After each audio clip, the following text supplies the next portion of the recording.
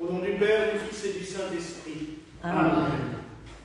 Mes très chers frères et sœurs, au calendrier liturgique, aujourd'hui, nous avions le choix entre Sainte Ursule de Cologne et les 10 000 vierges qui ont été martyrisées avec elle, ou Sainte Céline, la maman de Saint Rémy de Reims, ou encore, et c'est celui-là que j'ai choisi, Saint Balfroy le Stylite. Alors vous allez me dire, c'est vraiment un nom étrange, car Saint Balfroy, qui est l'apôtre des Ardennes, est aussi le seul modèle occidental de ce que nous pouvons appeler une sorte de fou en Christ, les folles en Christ, comme disent nos frères orthodoxes, les stylites. Je vais revenir là-dessus tout à l'heure, et vous verrez que quand, dans la collecte et la prière d'entrée de la messe, quand on dit que nous suivions son modèle, cela reste quelque chose de spirituel, et on ne va pas vous demander de suivre le modèle de Saint Balfroy le Stylite, parce que vous comprendrez que ça va être très difficile. Balfroy est né au 5e siècle, non 6e, pardon, 6e siècle, en Lombardie, en Italie, mais il va parcourir l'Europe, et c'est là que l'on se rend compte qu'à l'époque, les échanges entre les différents peuples étaient beaucoup plus fréquents que maintenant. La plupart du temps, quand on est ordonné prêtre dans un diocèse, on y passe toute sa vie. À l'époque, ça circulait, on trouve des Italiens qui vivent au fin fond des Ardennes, on trouve des Irlandais qui se retrouvent au fin fond d'Italie, et ça brasse beaucoup plus que de nos jours, alors que souvent on changeait de langue d'un village à l'autre ou d'une vallée à l'autre. Maintenant, on essaye de populariser, d'avoir une seule langue commune, ce qui est devenu malheureusement l'anglais par rapport au français il y a un siècle et demi, les gens ne se comprennent plus, en tout cas ils ne sortent plus de chez eux. À l'époque, il y avait vraiment un brassage de population assez important. Balfroy va faire des études religieuses, théologiques, et il va surtout se prendre de passion pour un grand saint, Saint Martin de Tours. Donc il va aller jusqu'à Tours pour aller prier sur les reliques de ce grand saint. Il va méditer, il va y rencontrer un autre grand saint, Saint Grégoire de Tours, à qui nous devons d'ailleurs sa vie. Car Balfroy mourra avant lui, et du coup, Grégoire de Tours nous racontera sa vie. Balfroy va continuer son chemin, il va se rendre dans la capitale de l'Empire à l'époque, qui était Trèves. On oublie souvent que le Saint-Empire romain germanique est successeur de l'Empire romain, mais que l'Empire romain n'a pas toujours eu sa capitale à Rome, et que pendant très longtemps, Trèves, en Allemagne, fut la capitale de l'Empire romain, notamment à partir de l'empereur Constantin et de la reine Sainte-Hélène, sa maman. Il s'installe à Trèves, et il commence une mission d'évangélisation. Mission d'évangélisation difficile, ardue, qui par la suite va le conduire jusqu'au fin fond des Ardennes, en haut d'une montagne, où l'on adore la déesse Diane, sous le nom d'Ardunna, qui a donné les Ardennes. Et Diane est la déesse de la chasse, ce qui doit faire que les Ardennes sont encore un lieu privilégié pour les chasseurs. Mais sa prédication ne marche pas. Il faut le reconnaître, ça n'a aucun effet. Les foules autour ne réagissent pas et continuent à adorer cette déesse païenne. Comment en a-t-il entendu parler? On ne sait pas exactement. Il ne l'a pas expliqué à Grégoire de Tours. Mais il va entrer dans une forme d'ascèse qu'on trouve en Orient, notamment en Syrie, qui est de devenir un stylite. C'est-à-dire qu'il va faire construire une colonne très haute, assez large sur le sommet, et qu'il va aller s'installer là-haut. Et il va vivre durant plusieurs mois perché sur sa colonne, avec juste une corde pour remonter le panier de courses, de nourriture que les gens viennent lui donner. Et il va vivre là, en dormant recroquevillé parce qu'il ne peut pas s'allonger, ou alors assis ou debout sur cette colonne. Le problème, c'est que les Stylites vivaient comme cela en Orient, où il fait chaud, où les nuits sont agréables. Je défie quiconque de dormir dehors dans les Ardennes. Même en été, on a froid. On a passé quelques jours dans les Ardennes il y a 3 ans en vacances en été. Même en été, ça caille, lui. Donc, lui a vécu comme ça pendant plusieurs mois. Et son exemple a porté du fruit. Les fidèles se sont dit, mais si quelqu'un peut lui donner la force de vivre comme ça, si son Dieu lui donne la force de vivre de cette manière-là, c'est que notre déesse, elle vaut vraiment pas grand-chose. Et ils ont détruit eux-mêmes la statue de leur déesse, et le culte chrétien s'est implanté dans les Ardennes. Je dis qu'il a vécu là-haut que quelques mois, pas par choix. Mais l'évêque qui était à proximité, qui a entendu parler de ce qui se passait dans cette région, et forcément ayant entendu que les foules se convertissaient, l'évêque est venu pour baptiser tout le monde. Et quand il s'est rendu compte de l'état physique de cette espèce d'ermite un peu originale, qui avait eu les pieds gelés, dont les ongles tombaient, tellement il faisait froid, lui a donné l'ordre de redescendre et de vivre dans une communauté et pas d'arrêter cette mortification. Elle a eu un résultat. Le Seigneur a accompli son vœu, donc maintenant il devait descendre et vivre normalement. Enfin, normalement.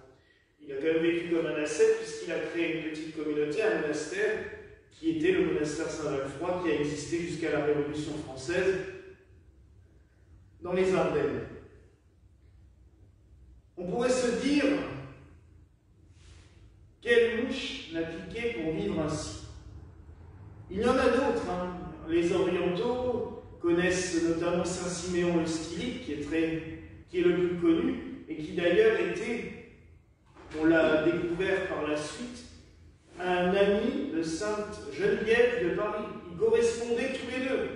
Un moine au fin fond de la Syrie et une petite religieuse au fin fond de Paris, mais qui à l'époque n'était pas la capitale qu'elle est maintenant, correspondaient ensemble.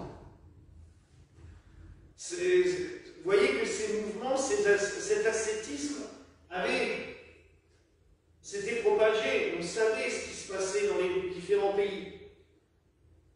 Mais c'est une forme quand même extrêmement rude, qu'on pourrait assimiler dans d'autres religions, au fakir par exemple, ou à d'autres ascètes comme certains moines tibétains qu'on a retrouvés vivant seuls tout en haut d'une montagne, dormant en plein air. C'est tout simplement arriver à abandonner totalement son corps pour ne se consacrer qu'à son âme et à Dieu. C'est très difficile et il faut un niveau spirituel extrêmement élevé. L'ascétisme à forte dose peut être dangereux si on n'a pas cette capacité de le faire. Ainsi, un autre grand ascète qui a vécu beaucoup plus près de nous, qui était le saint curé d'Ars, a aussi dû commencer à remanger sur ordre de son évêque qui lui a dit « Vous serez beaucoup plus utile vivant et en bonne santé que mort ». Ce qui était vrai, vu qu'il a encore été du curé d'Ars pendant plus de 30 ans en faisant tous les miracles et les grâces qu'il a pu faire, et sans compter toutes les conversions qu'il a effectuées. C'est une vocation compliquée. Mais cela nous montre aussi que dans certains cas, le Seigneur peut demander à l'une ou l'autre personne un sacrifice total de sa vie pour s'offrir à Dieu. Saint Valfroy, il le dit d'ailleurs à Grégoire de Tours, n'ayant plus la possibilité de s'offrir en martyr, puisque à cette époque-là, il y avait une espèce de paix qui faisait qu'on ne martyrisait plus les chrétiens, Dieu merci, s'est offert lui-même dans une espèce de sacrifice. Mais, comme je l'ai dit, ce n'est pas donné à tout le monde et c'est des vocations propres. Ce que le Seigneur nous demande, généralement, et on le lit dans les évangiles, c'est d'avoir toujours un juste équilibre entre notre vie terrestre, avec les frères et sœurs, avec notre communauté, avec tous ceux qui nous entourent, et notre vie spirituelle. Être toujours dans un juste équilibre entre les deux. Et je peux vous dire que c'est aussi une gageure, et c'est aussi une forme de mortification, parce qu'on est souvent attiré plus par le matériel, qui des fois nous pourrit la vie, parce qu'à un moment donné, quand on est envahi par les soucis matériels, on a tendance à oublier la prière, et il y a des forces nuisibles qui en profitent bien pour nous tirer vers le bas. Mais, de temps en temps, et je le vois, parce que des fois je reçois des gens comme ça, ceux qu'on dit maintenant dans le langage courant, oh ils sont un peu perchés, ceux-là, c'est des gens qui vivent toujours sur une autre planète là, et qui oublient totalement ce qui se passe sur la Terre. Ce n'est pas forcément bon non plus. Il faut rester toujours dans ce juste équilibre entre notre vie quotidienne, assumer ce que nous avons à assumer, faire ce que nous avons à faire, et la vie spirituelle qui nous aide à vivre. On ne peut pas être l'un sans l'autre. Une vie terrestre, totalement terrestre dans le matériel, on ne vit pas, on survit, parce qu'il manque une nourriture essentielle.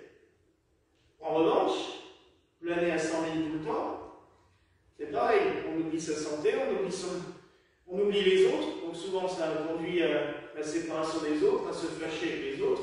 C'est pour cela que quand vous avez quelqu'un qui vous dit oh là là, non, il faut vous séparer de tout le monde, restez, rien pour vous, vivez que pour vous, méfiez-vous, c'est pas normal. Le Christ, il ne nous demande pas de virer les gens. Quand il dit quitter tout, le père, la mère et tout, c'est quitter les liens négatifs, tout ce qui peut vous enchaîner, vous empêcher d'avancer.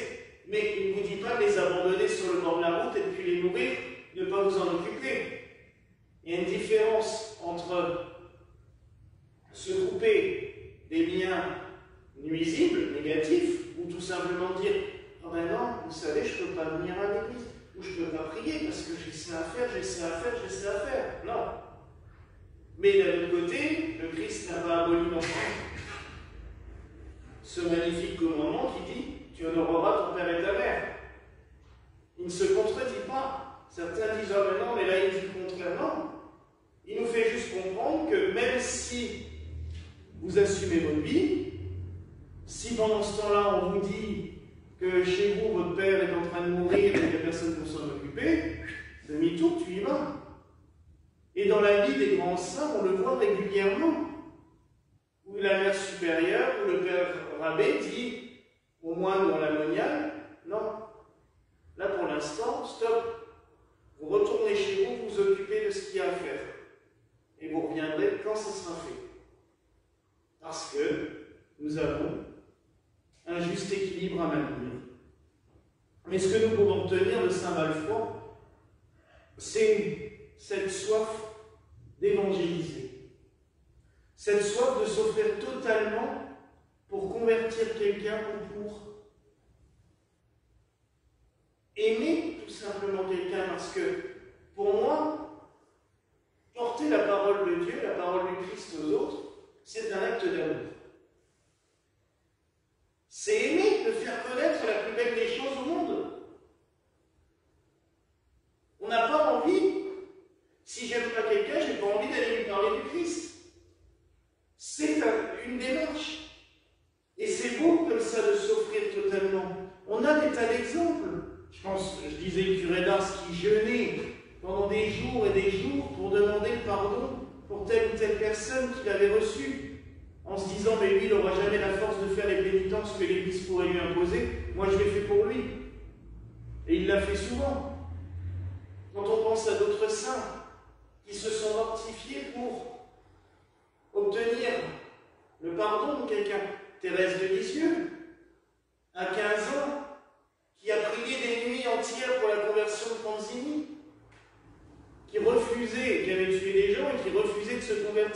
et qui refusait même la visite d'un prêtre. Pendant des nuits entières, alors qu'elle n'était même pas encore religieuse, elle a passé des nuits à prier, à prier, à prier, et à jeûner pour qu'il se convertisse. Et au dernier moment, juste avant d'aller à l'échafaud, il a confessé toutes ses fautes, et il a embrassé le crucifix. Vous voyez, c'est ça que Walfroid Stili peut nous apprendre, c'est qu'il avait une telle soif de sortir ce peuple des cultes démoniaques, parce que les déesses et les dieux païens étaient souvent conduisaient à des actes démoniaques, puisqu'ils conduisaient à des sacrifices, soit animaliers ou humains. Ne l'oublions pas, les cultes païens avaient souvent des sacrifices humains. Il n'a pas voulu les convertir de force, il n'a pas voulu aller casser la statue. C'est ce que certains, malheureusement, évangélisateurs ont fait, et ça n'a jamais porté beaucoup de fruits, puisque, à part provoquer la colère des gens, c'est tout ce que ça a fait. Mais il s'est offert en sacrifice, tout simplement. Il s'est mis dans son coin, perché sur sa colonne, et il a prié pour que ce peuple se convertisse. Et ça, c'est un bel acte d'amour. Donc, mes frères et sœurs, retenons ce soir et demandons au Seigneur de nous permettre de savoir reconnaître ceux qui ont besoin de nos actes d'amour. Et aussi de nous éclairer, de nous envoyer son Esprit Saint, pour que nous sachions quels actes accomplir. Pour certaines personnes, ça sera d'une manière, pour d'autres, ça sera d'une autre manière. Mais demandons au Seigneur de mettre sur notre route des gens que nous puissions aimer et qui nous éclairent sur les actes d'amour que nous pouvons faire pour eux, afin de les aider, de changer leur cœur, d'ouvrir leur cœur à la parole de Dieu. Voilà la grâce que je nous souhaite au nom du Père, du Fils et du Saint-Esprit. Amen.